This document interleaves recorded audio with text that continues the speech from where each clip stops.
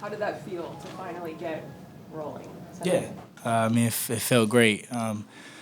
This past few weeks, I've been really focused on like being really present and being present in the moment and not trying to look in the past, look ahead. And I think more than anything, I was happy with how present I was. Did you think from the minutes you got at the end of yesterday's game when you finally got some shots to fall, was there anything that carried over from that game? For sure. Just to see the ball go in as a shooter, that's all you want. And so yesterday, to see the ball go in a few times, and I think it carried over a bit, and just having that confidence to shoot it again.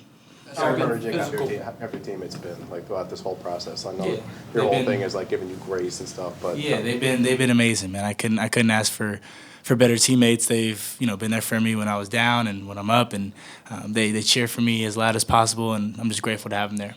Was there anything approach-wise between the fourth quarter in Charlotte and today's game that felt different for you, or was it just that shots were finally going in? Yeah, I think it's a combination of being able to play those extended minutes, play through mistakes. I think just being able to get those shots up is it's fun to do. So I think it's nice when the ball goes in, but when you get those extended minutes, I think it definitely helps.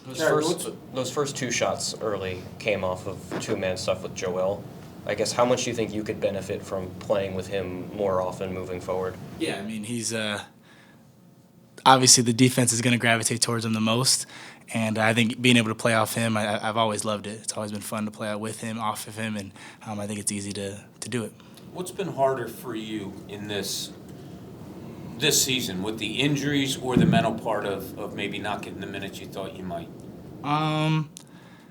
I think the mental part for sure. I think just coming off two injuries, trying to stay ready in these big moments, and I think that's the toughest part. It's hard to be confident and know when your time is going to come, because you never know. It's super random, and sometimes it comes at bad times when we're down by 50 in a game. But you got to take those opportunities and treat them with there's no garbage time.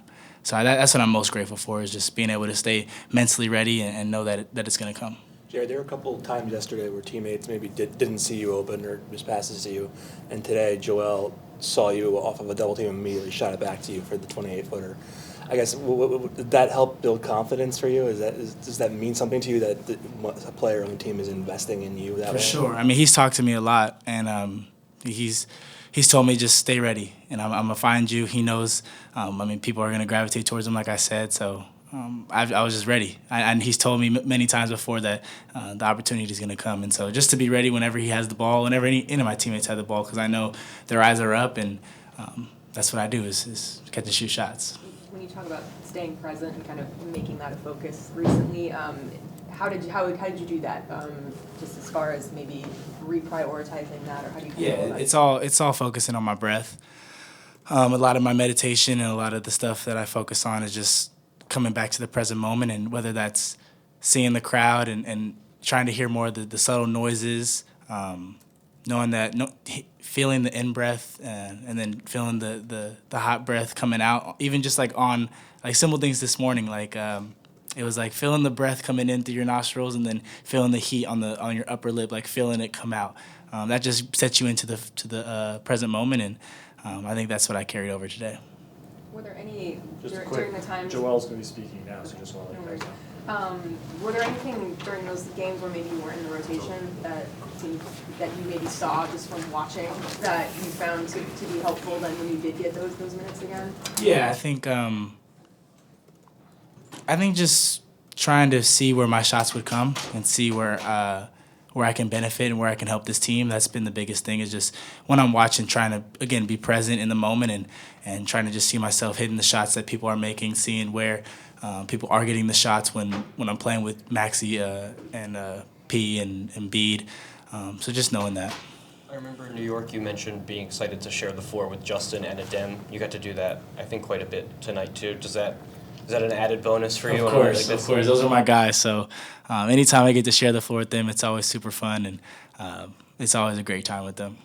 You mentioned Joe talking to you a lot, but even in the last couple of weeks, I've observed some times either on the floor before a game when someone's come, Rico or someone's come over to talk to you, or has there been any message from a coach or a teammate that you have found to be particularly helpful during this stretch? A lot of it is A lot of it's just staying solid. Like, you can get so caught up in not playing and get down on yourself, but I've never been one to be like that anyways, but it's just been cool to have good reminders from coaches, from teammates, just in like even little things, just in the elevator with coaches, talking, just those little brief conversations, those can help build confidence for, the game coming next. So it's been a great organization. They've been talking to me throughout this whole time, so never upset with anything, and they're always there for me. It seemed like after that transition 3, VJ was particularly excited for you. I know you guys knew each other a little bit before he got drafted here, but I'm curious how your relationship with him has developed since he did get drafted. Yeah, I mean, that's my guy, man. We talk a lot, and just being able to be there for him if he needs me ever, and he's always there for me, cheering for me the most as well. So it's an easy relationship, great energy. So I'm just grateful to have him as a teammate as well. In that same moment, did you catch how excited the bench was for you? Oh yeah, yeah. It was. Those are one of those moments where you're just grateful to be out there and see your team be that excited for you. That's all you want as a player making shots. Like, you want your team to be excited for you. So when I looked over at the bench and they were all jumping up and down, it was a fun time.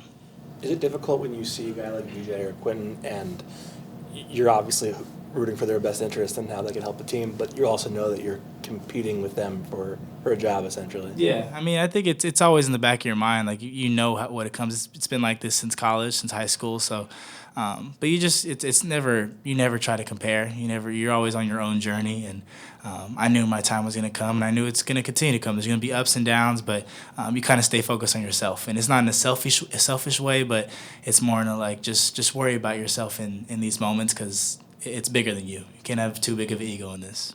Cool. Thanks, Jared. Appreciate you guys.